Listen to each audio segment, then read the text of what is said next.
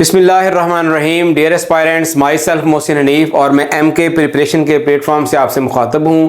बेटा, जैसा कि आपके इल्म में है कि असिस्टेंट की जॉब्स पुलिस डिपार्टमेंट में अनाउंस हो चुकी हैं, PPSC में भी और SPSC में भी। उसकी जो लास्ट डेट है अप्लाई करने की वो 7 अक्टूबर लास्ट डेट थी। तो उसी सिलसिले में बच्चों की गाइडेंस के लिए हम जो है वो आज असिस्टेंट का एक पेपर डिस्कस करेंगे, ताकि आपको आइडिया हो जाए कि जो पेपर है वो किस पैटर्न पे आता है और पेपर में किस तरह के क्वेश्चंस पूछे जाते हैं। तो आज हम जो पेपर डिस्कस करने जा रहे हैं वो सिंध पब्लिक सर्विस कमीशन का पेपर है असिस्टेंट का, जो कि 2024 में कंडक्ट हुआ था। इससे पहले कि हम पेपर स्टार्ट करें, बेटा, MK प्रिपरेशन किसी भी तारफ का मोहताज नहीं है और हमारे प्लेटफॉर्म पर अल्हम्दुलिल्लाह वन पेपर की जो है वो कंप्लीट प्रिपरेशन करवाई जाती है तमाम सब्जेक्ट्स की।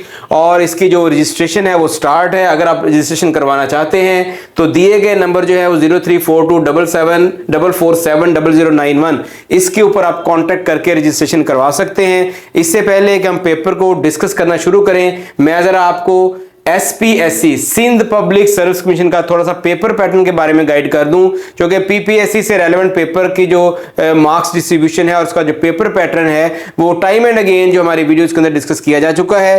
तो सिंध पब्लिक सर्विस कमीशन का पेपर पैटर्न भी हम डिस्कस कर लेते हैं जी। इसके अंदर जो टोटल क्वेश्चन होते हैं वो 50 क्वेश्चन होते हैं। PPSC में टोटल 100 क्वेश्चन होते हैं और SPSC का जो वन पेपर है इसमें टोटल जो है वो 50 क्वेश्चन होते हैं। हर क्वेश्चन जो है वो कैरी करता है 2 मार्क्स। तो टोटल मार्क्स कितने हो गए? 100। टोटल जो है वो 100 मार्क्स का पेपर होता है। हर क्वेश्चन के जो है वो 2 मार्क्स होते हैं। यहां पर जो नेगेटिव मार्किंग है वो 0.5 की नेगेटिव मार्किंग होती है पर रॉन्ग आंसर। इसका मतलब ये है कि अगर आप एक आंसर रॉन्ग करते हैं तो वो जो रॉन्ग आंसर है उसके तो नंबर नहीं मिलेंगे आपको, जो आपने राइट किया होगा उसमें से भी 0.5 को डिडक्ट कर लिया जाएगा। जबकि PPSC में इसकी जो नेगेटिव मार्किंग की जो रेशो है, जो इसका रेट है वो 0.25 है। तो यहां पर इसको थोड़ा सा देख लीजिए, कौन कौन से जो है वो क्वेश्चंस किस किस टॉपिक्स किस किस सब्जेक्ट से रेलेवेंट क्वेश्चन पूछे जाते हैं। इसमें सबसे पहले इंडो पाक हिस्ट्री है, पाकिस्तान अफेयर्स है, इस्लामिक स्टडीज है, एवरीडे साइंस है, जनरल नॉलेज है, बेसिक इंग्लिश है, बेसिक मैथमेटिक्स है और इसके अलावा हमारे पास बेटा जो है वो एवरीडे साइंस है और कंप्यूटर साइंस से रेलेवेंट और मैथमेटिक्स के क्वेश्चन भी इसके अंदर पूछे जा सकते हैं। तो इससे रेलेवेंट हमारे पास MCQs जो है वो पूछे जाते हैं। हम देखते हैं जिसका पेपर, आपको मजीद आइडिया हो जाएगा कि पेपर किस तरह का है। पहला क्वेश्चन देखिए, Which Pakistani climber decided to climb Mount Everest without oxygen for a world record? पहले तो क्वेश्चन को समझें। वो पूछ रहा है जी कि वो पाकिस्तान का कौन सा कोहपैमा था, माउंटेनियर था, जिसने वर्ल्ड रिकॉर्ड बनाने के लिए K2 पर बगैर ऑक्सीजन के चढ़ने का प्रोग्राम बनाया। इससे पहले जितने भी लोगों ने इसको सर किया था उन्होंने ऑक्सीजन मास्क के साथ किया था। तो उसका नाम था मोहम्मद अली सदपारा, जिनकी जो है वो डेथ भी हुई थी इसी पर्पज में। और इनकी जो डेथ हुई थी वो 18 फरवरी 2021 को हुई थी, जब वो K2 को सर करने के लिए जा रहे थे और बॉटल नेक बिल्कुल करीब उसकी जो उसकी टॉप है K2 की, उसके बिल्कुल करीब बॉटल नेक का एरिया है, वहां पर जो है इनकी डेड बॉडी मिली थी। तो ये मोहम्मद अली सदपारा साहब थे जिन्होंने डिसाइड किया था कि वो बगैर मास्क के, बगैर ऑक्सीजन मास्क के K2 को जो है वो कनकर करेंगे। नेक्स्ट क्वेश्चन देखें, Kartarpur connects Indian border with. जो करतारपुर है वो इंडियन बॉर्डर के साथ कनेक्ट करता है किसके थ्रू? कौन सी प्लेस है जो इंडिया के साथ कनेक्ट करती है? तो वो है डेरा बाबा नानक। डेरा बाबा नानक वो जगह है जो करतारपुर को इंडिया के साथ मिलाती है। अब यहां से एक क्वेश्चन और देख लें, करतारपुर जो कॉरिडोर है ये 4 नवंबर 2019 को जो है वो इमरान खान की जो है वो दौरे हुकूमत में इसको इंडियन के लिए ओपन किया गया था और ये एक वीजा फ्री कॉरिडोर है, यानी जो है पाकिस्तान के एडमिनिस्ट्रेशन के अंडर, लेकिन जो है वो जो इंडियन सिख हैं, सिख ब्रदर्स हैं, वो बगैर वीजे के यहां पर जो है वो आ सकते हैं। नेक्स्ट क्वेश्चन देखें, dash is a term used for breeding of fish specially constructed tank and ponds. यानी कि जो फिश आप उसको डेवलप, फिश को ग्रो करते हैं, जो फिश के पॉन्ड्स होते हैं, फिश के जो कल्चर, जिस तरह पोल्ट्री फार्म के फॉर्म्स होते हैं जिसके आप अंदर मुर्गियों को जो है वो पालते हैं, इसी तरह जिन तालाबों के अंदर, जिन पॉन्ड्स के अंदर फिश को पाला जाता है उनका नाम क्या है? उनका नाम है पाइसी कल्चर। पाइसीकल्चर जो है ये ऐसे पॉन्ड्स होते हैं जिनके अंदर फिशेस को ग्रो करवाया जाता है, उनको डिफरेंट न्यूट्रिएंट्स दिए जाते हैं और उसको फूड पर्पस के लिए फिश की पॉपुलेशन को ग्रो करवाया जाता है। नेक्स्ट क्वेश्चन देखें, name the national fish of Pakistan. Pakistan की नेशनल फिश का क्या नाम है? पाकिस्तान की जो नेशनल फिश है वो महाशीर है। Mahseer is the national fish of Pakistan. Next question देखें जी, what produces the urine. Urine को कौन प्रोड्यूस करता है? यूरिन क्या है?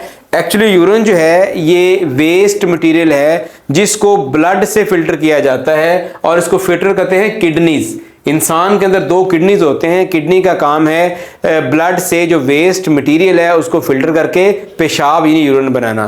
तो किडनीज के अंदर बारीक बारीक नालियां होती हैं जिनको हम नेफ्रॉन कहते हैं। नेफ्रॉन जो है वो फंक्शनल यूनिट है किडनीज का, और नेफ्रॉन का काम ये है कि इसने किडनी के अंदर ब्लड को फिल्टर करना है। इसके अलावा इंपॉर्टेंट चीजें और देख लें इसके अंदर कि जो यूरिन है उसकी कंपोजिशन क्या होती है। उसके अंदर जो वाटर है वो 95% होता है, यूरिया जो है वो 2% है, क्रिएटिनिन जो है वो 0.1% है और जो यूरिक एसिड है इसके अंदर वो 0.03% होता है। कंपोजिशन भी पेपर के अंदर पूछी जा सकती है। नेक्स्ट क्वेश्चन देखें, विच port city had the largest explosion in 2020। Port city कहते हैं बंदरगाह को, यानी जो ऐसा सिटी जिसके ऊपर बंदरगाह बनी होती है जो समुद्र के साथ होता है, उसके ऊपर एक्सप्लोजन हुआ था 2020 में। बताइए वो शहर कौन सा था? वो बैरूत था। बैरूत जो है ये लेबनान का जो है वो कैपिटल है, लेबनान का कैपिटल है। तो इसके ऊपर धमाका हुआ था 4 अगस्त 2020, 4 अगस्त 2020 को यहां पर धमाका हुआ था और इस धमाके में 218 लोग जो है उनकी शहादत हुई थी और 7000 के करीब जो है वो जख्मी हुए थे। नेक्स्ट क्वेश्चन देखें, running water is required for breeding of. किसकी ब्रीडिंग के लिए रनिंग वाटर की जरूरत होती है? तो एक फिश है ग्रास कार्प। ये वो फिश है जो दरिया के अंदर, समुद्र के अंदर घास और पत्तों वगैरह को खाती है। उसकी ग्रोथ के लिए रनिंग वाटर का होना जरूरी है, खड़े पानी में ये ग्रो नहीं करती। नेक्स्ट क्वेश्चन देखें, theory of relativity is associated with. जो थ्योरी ऑफ रिलेटिविटी है ये किसके साथ एसोसिएट करती है? तो इसका जो जिक्र आता है वो एल्बर्ट आइंस्टाइन के साथ आता है। एल्बर्ट आइंस्टाइन ने थ्योरी ऑफ रिलेटिविटी दी थी और ये जो थ्योरी ऑफ रिलेटिविटी है ये क्या है? That is actually E is equal to mc²। Basically ये थ्योरी बताती है कि जो एनर्जी है, जो मैस है, उसको एनर्जी में तब्दील किया जा सकता है। किस इक्वेशन के तहत? E is equal to mc² के तहत। यहाँ पर E जो है वो एनर्जी है, m जो है वो मैस है और जो c जो है वो स्पीड ऑफ लाइट है। इसका मतलब ये है कि अगर हम किसी बॉडी को स्पीड ऑफ लाइट से मूव करवा दें तो वो जो बॉडी का मैस है वो किस में कन्वर्ट हो जाता है? वो एनर्जी में कन्वर्ट हो जाता है। This is called theory of relativity और इसको दिया किसने था? That was given by Albert Einstein.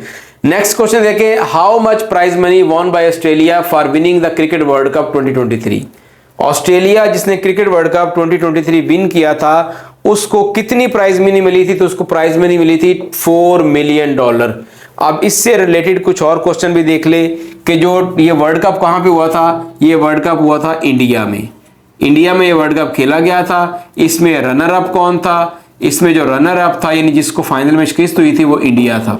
इसके अलावा ये फाइनल कहां पर खेला गया था? ये इंडिया के शहर अहमदाबाद में खेला गया था। अहमदाबाद में उस स्टेडियम का क्या नाम था? उस स्टेडियम का नाम था नरेंद्र मोदी क्रिकेट स्टेडियम। ये वो भारत के जो प्राइम मिनिस्टर हैं करंट, उनके नाम पर जो है वो इसका नाम रखा गया था। और जो भारत के अभी मौजूदा प्राइम मिनिस्टर हैं नरेंद्र मोदी, उनका ताल्लुक भी इसी शहर यानी अहमदाबाद से था और अहमदाबाद जो है वो गुजरात सूबा है इंडिया का, उसका कैपिटल है।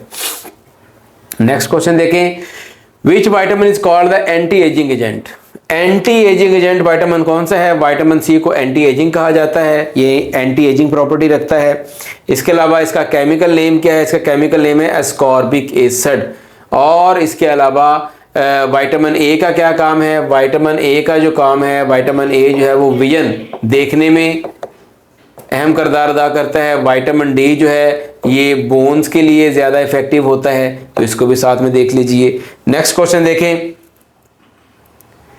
Which of the following prayers does not include अजान। कौन सी नमाज में अजान नहीं होती जी? जनाजा में भी अजान नहीं होती, नमाज जनाजा में, और इसके अलावा ईद की नमाज में भी अजान नहीं होती। और याद रखिएगा इन दोनों नमाजों में ना ही अजान होती है ना ही तकबीर होती है, ना तकबीर पढ़ी जाती है ना ही इनके अजान पढ़ी जाती है। तो इसका आंसर होगा delta, both A and both B and C.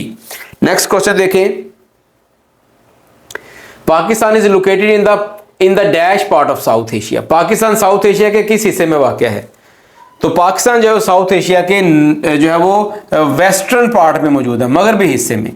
Northern part में चाइना है, नॉर्दर्न पार्ट में चाइना वाक़या है, ईस्टर्न पार्ट में इसके अंदर बंगाल है और बे ऑफ बंगाल है, यानी बंगाल और खलीज बंगाल जो है ये जो है वो इसके ईस्टर्न साइड पे वाक़या है, और साउदर्न साइड पर जो है वो अरेबियन सी वाक़या है।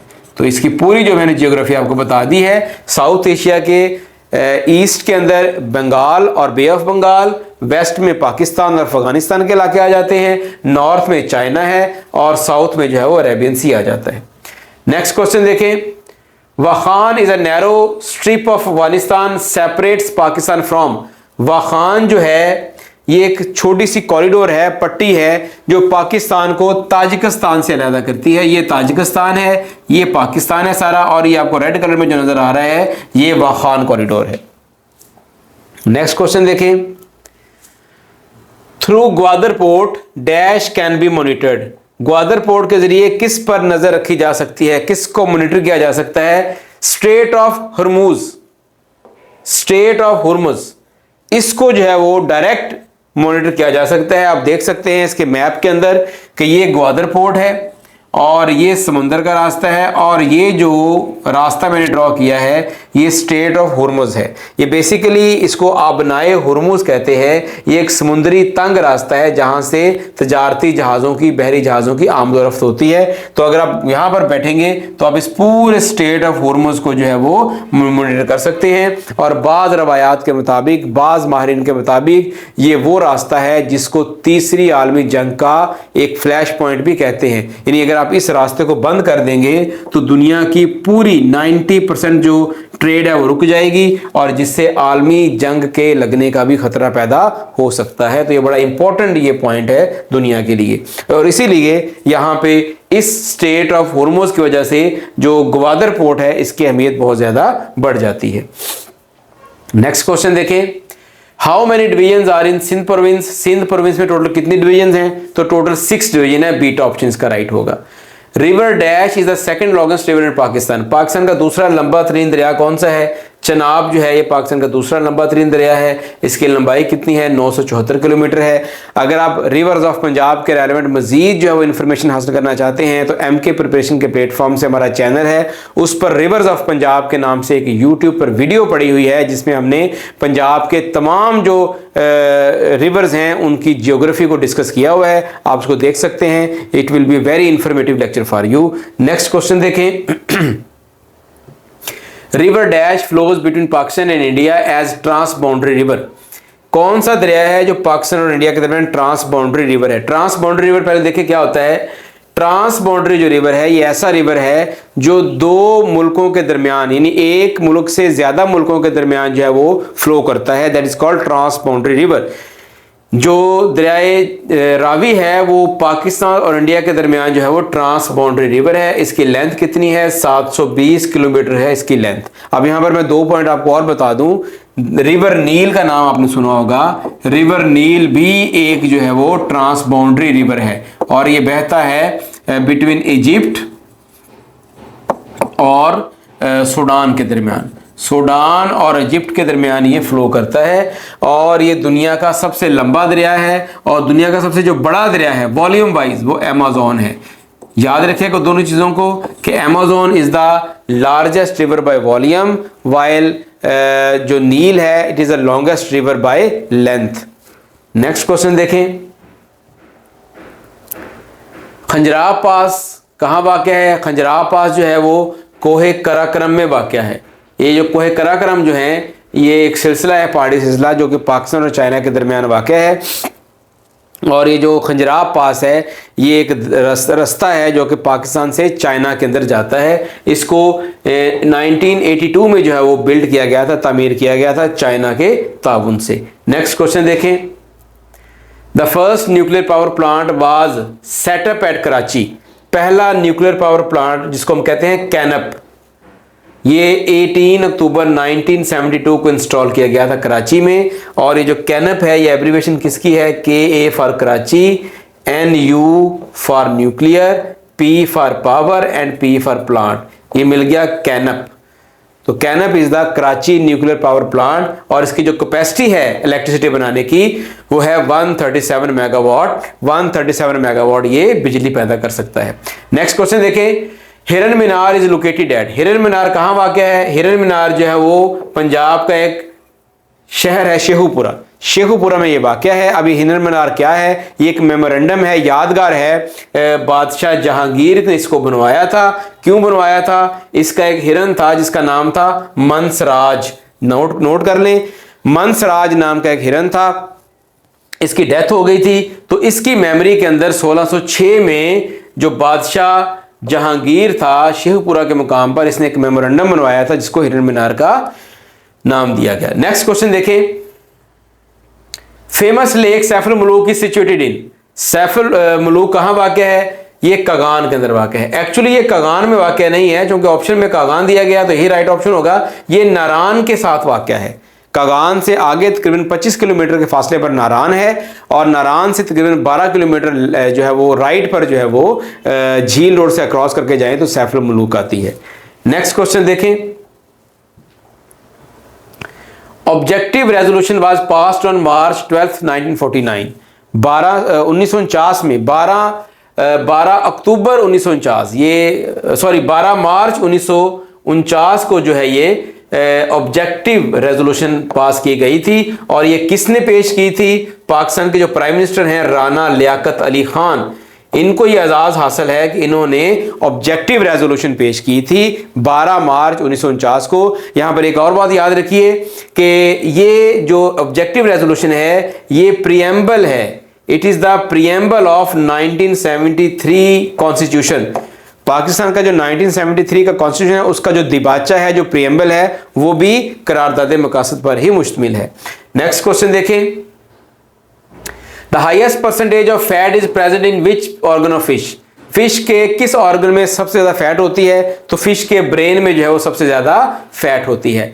सन इज बेसिकली अ स्टार। सन जो है वो बुनियादी तौर पर एक स्टार है। स्टार और प्लेनेट में फर्क क्या है? स्टार की जो है वो अपनी लाइट होती है जबकि प्लेनेट की अपनी लाइट नहीं होती। तो सन जो है चूंकि उसकी अपनी लाइट होती है इसलिए जो सन है वो बेसिकली एक स्टार है। नेक्स्ट क्वेश्चन देखें, who among the following cricketer died in a plane crash. किस क्रिकेटर की डेथ जो है वो प्लेन क्रैश में हुई थी? तो हंसी क्रोनिये जो हैं, हंसी क्रोनिये, इनकी जो डेथ है वो प्लेन क्रैश में हुई थी। ये साउथ अफ्रीका के साबिक कैप्टन हैं, ऑलराउंडर थे और 1 जून 2002 में इनकी डेथ हुई थी। इन पर कुछ उस वक्त गालिबन करप्शन के भी चार्जेस चल रहे थे जब इनकी डेथ हुई है। इसके अलावा जो फिलिप हजिज हैं ये भी बड़े इंपॉर्टेंट कैरेक्टर है। इनका ताल्लुक ऑस्ट्रेलिया के साथ था और इनकी जो डेथ है वो भी एक हादसे में हुई थी, लेकिन वो हादसा इस नौयत का था कि इनके सर पर जो है वो एक फास्ट बॉलर का बाउंसर लगा था, तो बाउंसर के लगने से इनकी जो है वो फिलिप हजिज की डेथ हुई थी। नेक्स्ट क्वेश्चन देखें,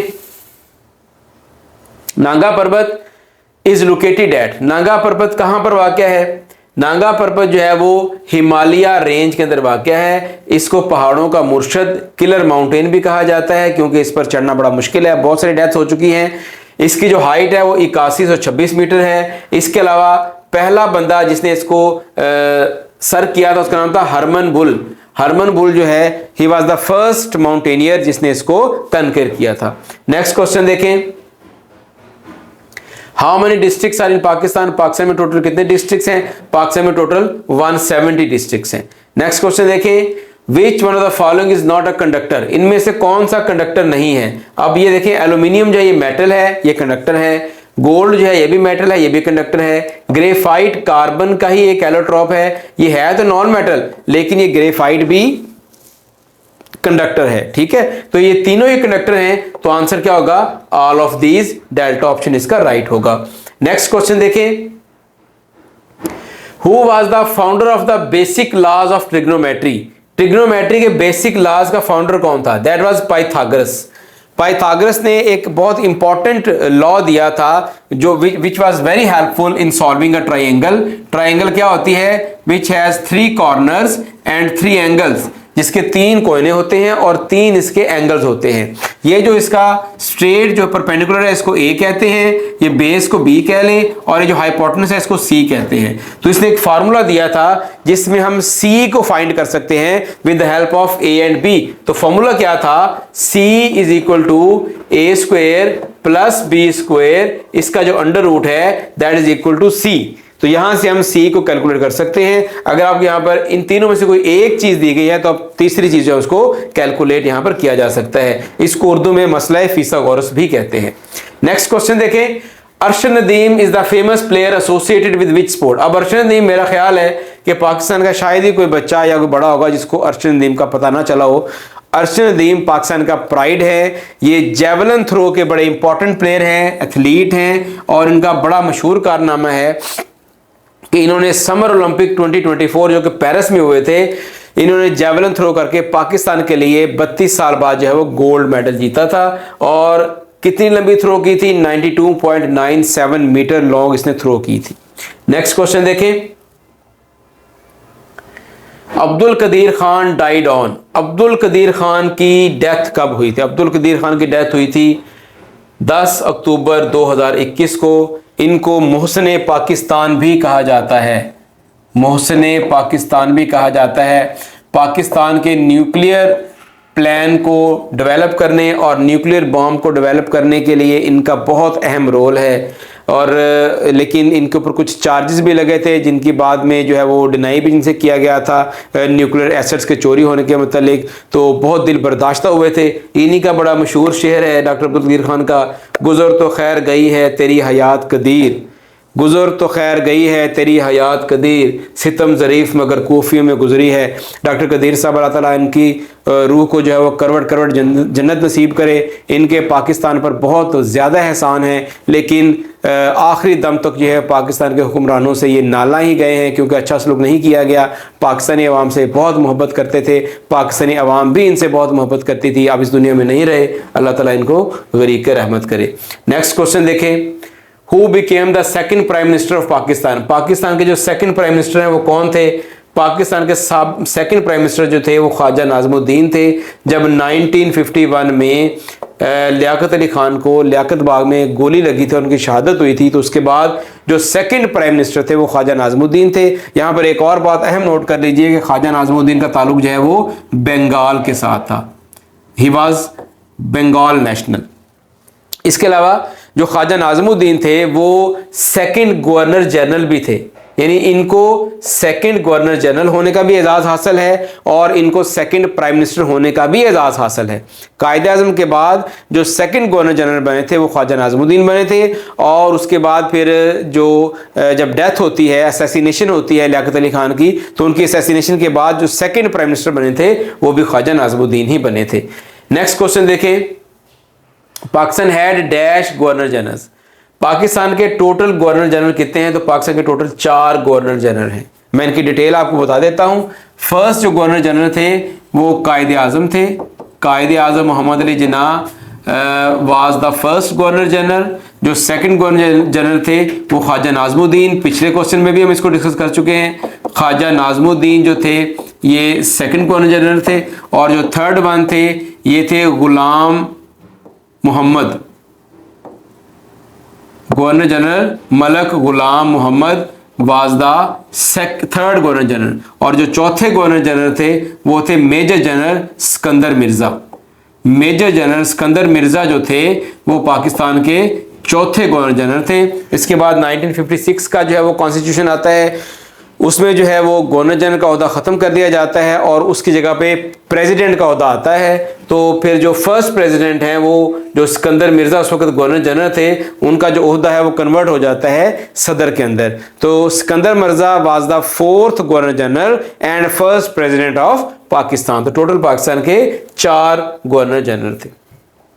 नेक्स्ट क्वेश्चन देखें, who remained the governor general and also the prime minister of Pakistan, ये पीछे भी डिस्कस कर चुके हैं, ख्वाजा नाज़मुद्दीन, ये पाकिस्तान के सेकंड गवर्नर जनरल भी थे और पाकिस्तान के सेकंड प्राइम मिनिस्टर भी थे। नेक्स्ट क्वेश्चन देखें, which is the largest planet of our solar system, जो हमारे सोलर सिस्टम का सबसे बड़ा प्लेनेट कौन सा जी, Jupiter. Jupiter is the largest planet of the solar system. Solar system में टोटल जो 8 प्लेनेट है, आपको पता होगा। नेक्स्ट क्वेश्चन देखें, ये इंग्लिश से रिलेटेड है। Tahir says his room is infested with insects. Infested के साथ जो है वो विद आएगा। इन्फेस्टेड विद का मतलब होता है भरमार होना, यानी किसी जगह पर कीड़े मकोड़ों की, हशरातुल अर्ज की भरमार होना और उनके होने से कोई नुकसान का खतरा हो, उसको बोलते हैं infested with. Tahir says his room is infested with insects. Tahir कहता है कि उसका कमरा जो है वो हशरात से भरा पड़ा है। नेक्स्ट क्वेश्चन देखें, Ali has lived hair dash his birth. Ali has lived here since his birth. यहां पर जो है वो टाइम का जिक्र आ गया है और टाइम का ओरिजिन हमें पता है कि अपनी पैदाइश से यहां पर रह रहा है। अगर टाइम का अंदाजा हो जाए, उसका तयन हो जाए कि वो कब से स्टार्ट हो रहा है, तो उसके साथ जो है वो सिंस आता है। A option will be right. Next question देखिए, meaning of the idiom Achilles heel. Achilles heel का मतलब क्या है? एक्लेस हील का मतलब होता है किसी इंसान की ऐसी कमजोरी जो उसके लिए फेटल साबित होती है। फेटल यानी उसके लिए मौत के बराबर साबित होती है। Fatal weakness in spite of overall strength, यानी आदमी वैसे मजबूत है लेकिन जो है वो एक उसकी कमजोरी ऐसी है जिसकी वजह से उसको मारा जा सकता है। अब इसके पीछे एक मिथ है। एक्लेस जो है ये एक यूनानी देवता का नाम है। उसके बारे में एक मिथ मशहूर है कि जब वो पैदा हुआ तो उसकी वालदा ने उसको एक पांव से पकड़कर, एड़ी से पकड़कर एक तालाब के अंदर डुबकी दी। वो तालाब ऐसा था कि जिसका पानी उसको लग जाता था, उसको मारना बहुत मुश्किल हो जाता था। अब चूंकि उसने उसको एड़ी से पकड़ा था तो बाकी जिस्म उसका डूब गया, लेकिन उसकी जो एड़ी थी वो तालाब में नहीं डूब सकी। तो जो बाकी जिस्म था उसका, वो उसका रेजिस्टेंट था एनी सोर्ड, एनी तलवार और तीर की तरफ। लेकिन जो चूंकि एड़ी उसके तालाब से बाहर रह गई थी, वो एड़ी जो थी वो प्रॉपर जो है वो तालाब के अंदर नहीं जा सकी। तो एड़ी जो है वो उसका वीक पॉइंट थी, यानी एड़ी ऐसी जगह थी जहां पर अगर तीर लग जाए तो उसकी डेथ हो सकती है, क्योंकि वो तालाब के अंदर नहीं गई थी। तो इसीलिए अगर किसी इंसान की ऐसी कमजोरी जो उसको मौत तक ले जाए, उसको हम एक्लेस हील का नाम देते हैं। तो इसका जो राइट ऑप्शन होगा that is Charlie, a fatal weakness in spite of overall strength, यानी बाकी वो ठीक है लेकिन एक ऐसी कमजोरी है जिसकी वजह से वो मारा जा सकता है। नेक्स्ट क्वेश्चन देखें, meaning of the idiom make one's flesh creep. इसका मतलब क्या है? इसका मतलब है किसी को डरा देना। मेक वन फ्लैश क्रीप का मतलब होता है किसी को डरा देना। तो इसका जो राइट ऑप्शन होगा that will beta, to frighten someone, किसी को डरा देना इसका राइट ऑप्शन होगा। नेक्स्ट क्वेश्चन देखें, a male cat when it is not neutered. Neutered का मतलब होता है कि ऐसा जानवर जिसकी जो है वो सेक्स ऑर्गन काट दिए गए हों। तो ऐसा मेल कैट जिसका जो सेक्स ऑर्गन काटा ना गया हो इज रेफर टू एज, उसको क्या कहते हैं? उसको टॉम कहते हैं। टॉम जो है वो ऐसी बिल्ली को या ऐसी बिल्ले को कहते हैं जिसका सेक्स ऑर्गन इंटैक्ट हो, उसको काटा ना गया हो, उसको हम टॉम कहते हैं। नेक्स्ट क्वेश्चन देखें, meaning of word incognito. Incognito का मतलब पोशीदा, छुपा हुआ। तो इसका जो राइट ऑप्शन होगा इन डिस्गाइज। डिस्गाइज कहते हैं भेस बदलना, अपनी असलियत को छुपा लेना। तो राइट ऑप्शन होगा delta, in disguise. Next question देखें, antonym of word crystal. Crystal कहते हैं जिसके आर पार कुछ नजर आ सके, कहते हैं ना क्रिस्टल क्लियर, बिल्कुल क्रिस्टल की तरह क्लियर होना, आर पार नजर आना। तो इसका एंटोनिम क्या होगा? जिसमें से नजर ना आ सके। तो वो क्या होगा? ओपेक। ओपेक कहते हैं गैर शफाफ चीज को, गैर शफाफ चीज को। तो जो क्रिस्टल का जो एंटोनिम है वो है ओपेक। नेक्स्ट देखें, one word substitution relating two colours. Colour से रिलेटेड चीज को कहते हैं क्रोमैटिक। क्रोमा वर्ड जो है वो ग्रीक वर्ड है, क्रोमा ग्रीक वर्ड है, इसका मतलब है कलर। तो कलरफुल चीजों को हम क्रोमैटिक कहते हैं। तो रिलेटेड टू कलर का राइट ऑप्शन होगा क्रोमैटिक। एंटोमोलॉजी को देख लें। एंटोमोलॉजी ये इंसेक्ट का जो है वो स्टडी, उसको एंटोमोलॉजी कहते हैं। ज्योग्राफी कहते हैं to study the different part of earth, उसको हम जियोग्राफी कहते हैं। Now the last question is sphere deficiency of vitamin D results in. Vitamin D जो है उसकी स्फीयर डेफिशिएंसी किस बीमारी? तो रिकेट की बीमारी जो है ये विटामिन डी की कमी से होती है। रिकेट की बीमारी क्या है? हड्डियों का कमजोर हो जाना, और जब हड्डियां कमजोर होती हैं तो हड्डियां टेढ़ी हो जाती हैं। जिस तरह ये बच्चे की आपको हड्डियां नजर आ रही हैं तो हड्डियों को टेढ़ा हो जाना, ये रिकेट्स कहलाता है। इसके अलावा हीमोफीलिया है। हीमोफीलिया एक जेनेटिक डिसऑर्डर है जिसमें इंसान की ब्लड की क्लॉटिंग नहीं हो सकती, यानी अगर उसको कोई जख्म लग जाता है तो उसका ब्लड को रोकना बड़ा मुश्किल हो जाता है, यानी ब्लड उसका क्लॉट नहीं करता, जमता नहीं है, वो बहता ही रहता है। नाइट ब्लाइंडनेस कहते हैं रात के वक्त नजर ना आना, और ये विटामिन ए की कमी से जो है वो नाइट ब्लाइंडनेस होती है, विटामिन ए की कमी से। स्कर्वी जो है ये बीमारी जो है ये विटामिन सी की कमी से होती है। तो डियर एस्पायरेंट्स, ये था हमारा आज का पेपर। आई होप कि आपके नॉलेज में इजाफा हुआ होगा, आपको समझ आ गई होगी कि असिस्टेंट के जो पेपर हैं वो किस पैटर्न पे आते हैं। स्टार्ट में मैं बता चुका हूँ, हमारे ऑनलाइन सेशन स्टार्ट हैं 1 पेपर एग्जाम के लिए। तो अगर आप अपने पेपर को क्रैक करना चाहते हैं, अच्छे मार्क्स हासिल करना चाहते हैं, तो हमारे सेशन को, पेड सेशन को ज़रूर ज्वाइन कीजिए। मुझे दीजिए इजाज़त। अल्लाह हाफिज़।